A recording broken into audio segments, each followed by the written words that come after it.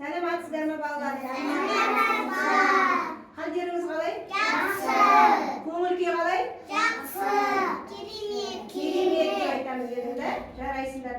Орнымыздан тұрайық, шаттық шеңберге. Кішкене кең тұрайық. Ал қанеки, ал балалар тұрайық. Үлкен шеңбер құрайық. Құрайық. Үлкен шеңбер құрайық. Кереге боп киіріліп, Оқтар боп иіліп, иіліп, қазақ киіз үйді үйді құрайық. құрайық. Жарайсыңдар, отыра қойыңдар ондарыңызға.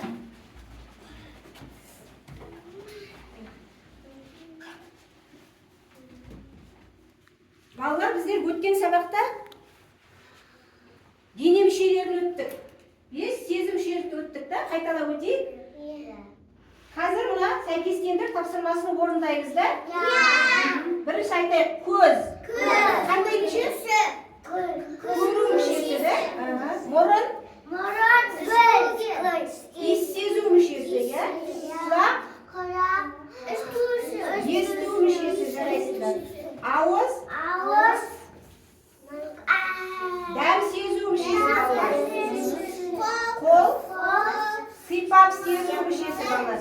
Қазір осы сәйкестендіру тапсырмасын орындай қояйық. Кел жақын. Көзді неме сәйкестендіресің? Көзді неме сәйкестендіресің? Көз неге керек? Көзге не керек? Көзілдірікпен сәйкестендіреміз да? Бізге көзді күннен қорғану үшін көзілдірік керек. Келесі? Иә, кел, мұрынды неме сәйкестендіресің? Мұрын иіс сезу мүшесі, айт. Оны неме сәйкестендіреміз? Міне мұрынды. Иә, мұрынды қайда апарамыз? Гүлге апарамыз да? Гүлді иіскеп біз иісін білеміз да? Әр өздерің жасаңдар шеш балалар, өздерің қолдарыңмен. Кел, Аяжан келе ғой. Құлақпен естейміз дедік біздер. Құлақ есту мүшесі. Құлақ қайда неме сәйкестендіресің? Иә, құлақпен қоңыраудың дауысын естейміз? Естейміз, жарайсыздар. Келе ғой. Анел, ауыз. Дәм сезу мүшесі. Оны қайда алып барасың? Неме сәйкестендіріп жатыр балалар? Балмұздақпен сәйкестендіріп жатыр. Біз жегенде балмұздақтың дәмін жейміз. Жақсы, Кәусар, келе ғой. Қол. Сипап сезу мүшесі. Оны неме сәйкестендіресің? Мамықты. Ұстағанда біздер қандай екенін білеміз оның? Жұмсақ екенін білеміз, иә, жарайсыңдар. Міне біздер өткен сабақты қайталадық. Яғни балалар, өткен сабақта біздер сіздерге Абдрахман Асылбектің мүше деген өлеңін жатқа айтуға бердім. Кім айтады? Хидаят айта ғой. Аяғын сүйіп отыр. Екі аяғын салуырса, асулардан асасын. Иә, екі қолың. Екі қолын салуырса, Иә, жақсы заттар. жақсы заттардан асарсың. Жасарсың. Кім жалғастырады тағы да? Айбейбі жалғастыра ғой.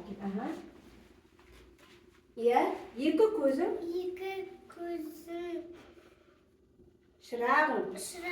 көру үшін жасалған. Естіп екі құлағын тәттәуінен наралған. Жарайсыңдар. Жарайсыңдар. Біздер өткен сабақты дене мүшелерін қайталап алдық, жарайсыңдар балалар. Енді бүгінгі сабақтың тақырыбын ашу үшін қараңдаршы. Не көріп тұрсыңдар? Киіз үй. Енді мен сендерге жұмбақ қоям, тыңдап алыңдар. Не туралы айтып тұр екен? Киіз үйде әкем, шешем тұрады, қайталамаймыз. Ата, әже, бауырым, бәрі бірге қосылып, бір ұғымды құрады. Сонда киіз үйде үйлерде кім тұрады, кімдер тұрады? Ата,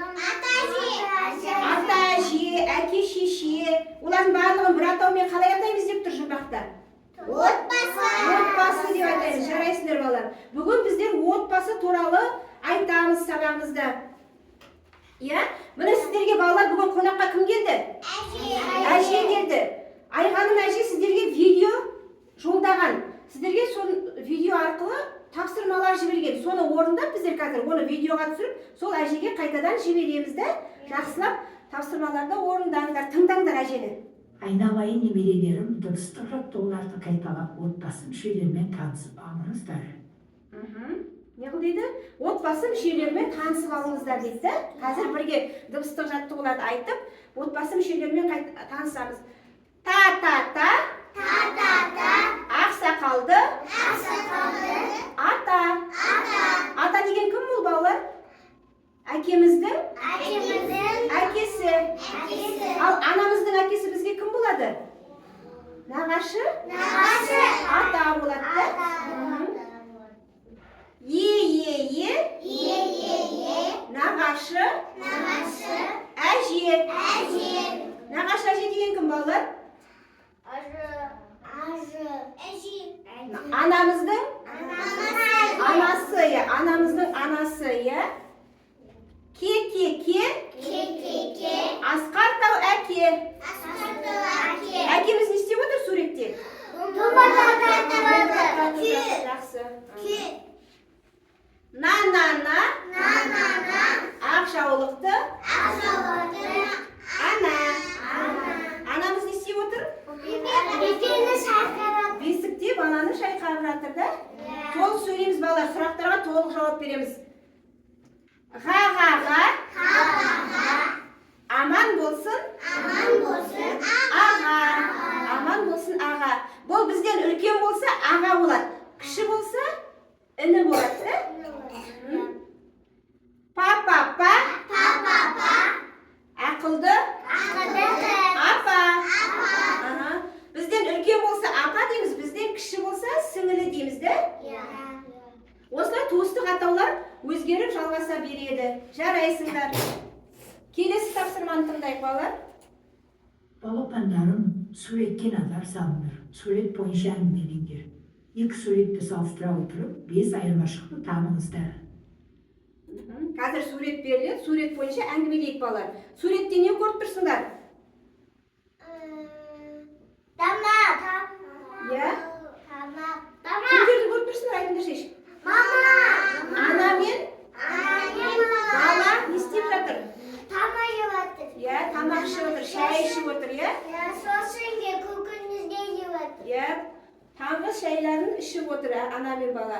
Ана не істеп отыр? Кітап оқып Газет оқып отыр да. Ал бала болса мектепке кетейін деп отыр да. Енді екі сурет қараңдаршы, сіздерге екі сурет берілген. Сол екі суреттің айырмашылығын кім көріп тұр? Келіп айтыңдар. Шуламай айтамыз. Кел, Ильяс, айта ғой. Қандай айырмашылық көріп тұрсың? Кел, көрсет. Қандай айырмашылық көріп тұрсың? Екі сурет бірдей ме, қараш? Бедеміз. Қай жер бірдей емес? Баланың сөмкесін қараш, бірдей ме? Бедеміз. Қандай түсті? Жасыл. Мұнда жасыл, мұнда көп түсті. Жарайсыңдар, балалар осылай айырмашылық табу керек. Кім тапты тағда? Айта ғой, Айта ғой, әңгімелеп айтып бер. Мына балада қалта бар, мына балада қалта жоқ. Жарайсың, Мен. Қандай айырмашылық көріп тұрсыңдар? Аяна айта ғой, қандай айырмашылық бар? Айта ғой. Ой, жарайсың, көрсете қолмен. Мына столда бірінші суретте кассе. Айт. Бар? Онда? Жарайсың. Аяна үндемей отыр, тауып отыр екен да? Қазына сен көріп тұрсың ба айырмашылық? Қазына. Мен көрдім. Қандай айырмашылық көріп тұрсың? Бөлкен нандарды санаш? Бірінші үстелде неше нан бар? Міне бірінші үстелде неше нан бар, санаш? Екеуі бар, ал екінші үстелде? Үшеуі бар екен. Сондай айырмашылық байқадың ба сен? Мен көрдім. Мен де көрдім. Ал қандай айырмашылық бар? Хидаят?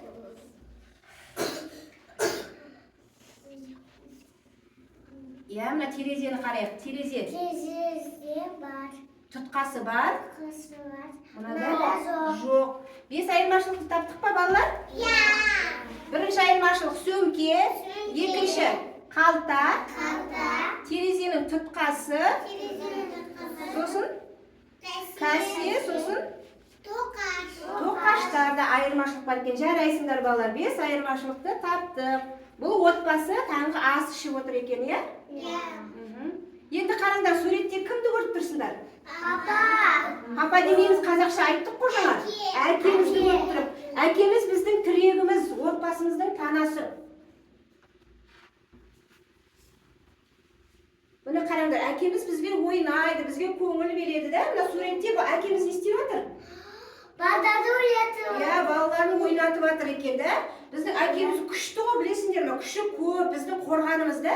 Қазір сендер 10-ға дейін санау білесіңдер ме? Мына әкеміз бізге сергіту жасайықшы дейді. Бірге сергіту жасаймыз қазір, да? Әкемізбен бірге, қараңдар, әкелерің отырып тұрады. Екі баланы көтеріп, отырып тұрып сергіту жасай алады, қараңдар. Міне, қараңдар, отырып тұрып сергіту жасай алады, да, әкеміз? Қазір осылай сергіту жасап алайық әкемізбен бірге, да? Санаймыз сосын, әкеміз неше рет отырып тұрады екен, бірге айтамыз. Орнымыздан тұрайық, бір қадам алға шығамыз, бір қадам алға тырыспай, кішкене кеңірек, кеңірек, жарқын, кеңірек қозғалсаңдаршы, қозғалыңдар. Әкемізбен бірге санап сергіту жасаймыз, ал. Бір, әкеміз отырғанда отырамыз. Екі. Отырамыз, екі дегенде, е. Үш. Төрт. Қыштап отырамыз. Бес. Алты. Жеті. Сегіз. Тоғыз. Он. Жарайсыңдар. Әкемізбен бірге кішкене сергіп алдық, да?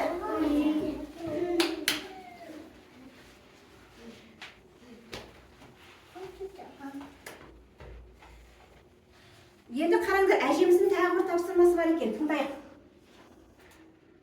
Саусақ жаттығуларын қайталау арқылы жаттап алыңыздар. Балапандар. Қазір біздер балалар бүгін отбасы туралы айтып жатыр. Отбасы туралы саусақ жаттығуын айтып, бірге орындаймыз. Мына жерде сіздерге қол берілген, да? Осы қолға мына жерде сақиналардан отбасы мүшелері берілген. Соны сәйкестендіріп тағамыз. Ата, мұнда ана, мұнда әке,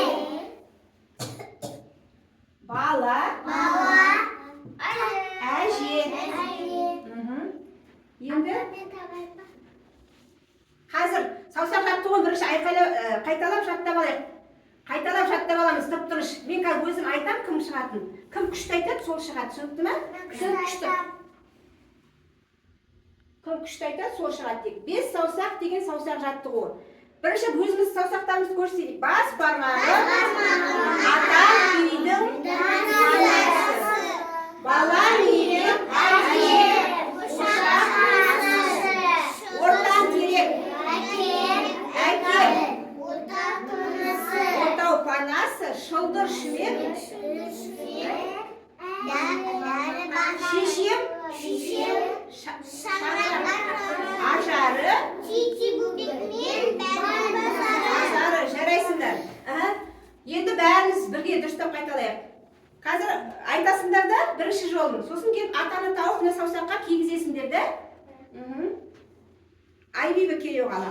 Атам деп дұрыстап айт. Атаны тауып ал мына жерде. Ата қайда? Енді бас бармақ қайда, бас бармақ? Айт. Атам? Атам бас бармақ. Айтшы, неңді санамағыңды айт. Бас бармағым атам үйдің данасы. Жарайсың, Келесі қалай айтамын.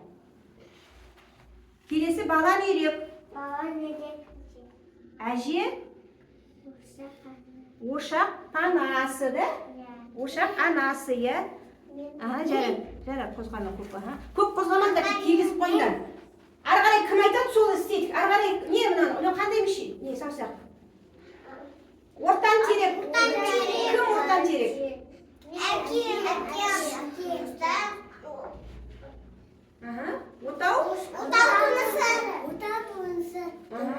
тынысы. Аяжан айта ғой. Ортан терек. Әкем. Отау. Анасы. Келесі. Анел келе ғой, я? Шылдыр шүмек. Шешем. Қалай? Шаңырақ. Ажары. Ананы тағасың ғой, ананы. Шеше деген ана.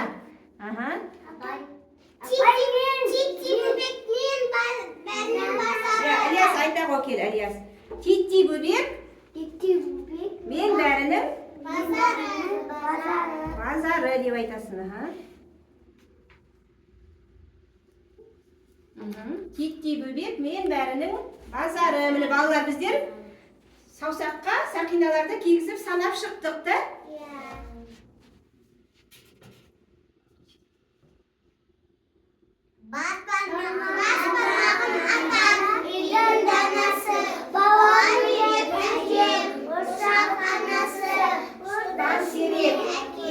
Отау,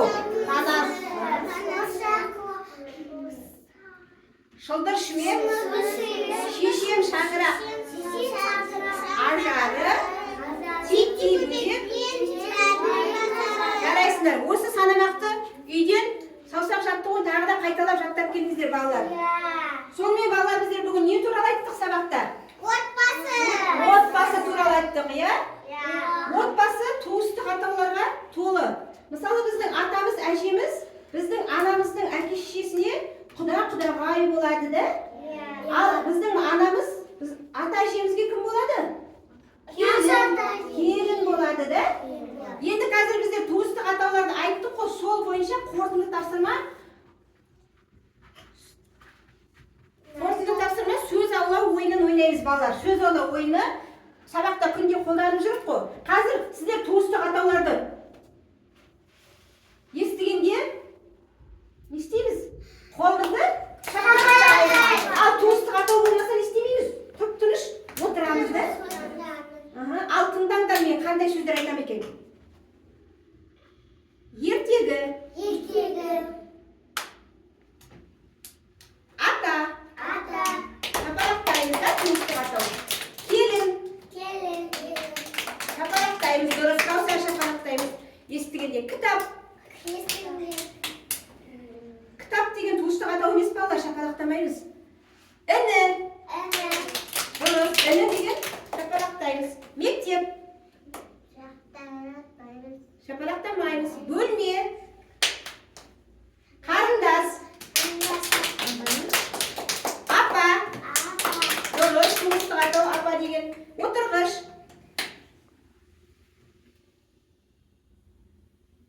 Ойыншық. Ойыншық деген туыстық атау ма? Нағашы. Я, нағашы дұрыс. Құда. Я, туыстық атау. Сабақ. Аға. Қол.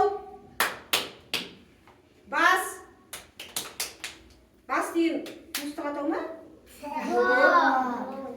Әке. Жарайсыздар. Әлі де туыстық атаулар түсіну үшін үйден балалар. Үйден сұрап келеміз. Құда деген кім, жиен деген кім, бөле деген кім да? Үйдегі ата-аналарымыздан айты кім? Айдина, тұрыштау кім? Үйден сұрап келеміз. Және саусақ жаттығулары үйден тағы да қайталап келеміз. Келесі сабақта жатқа айтып бересіңдер. Жарай ма балалар? Жақсы, сау болыңыздар.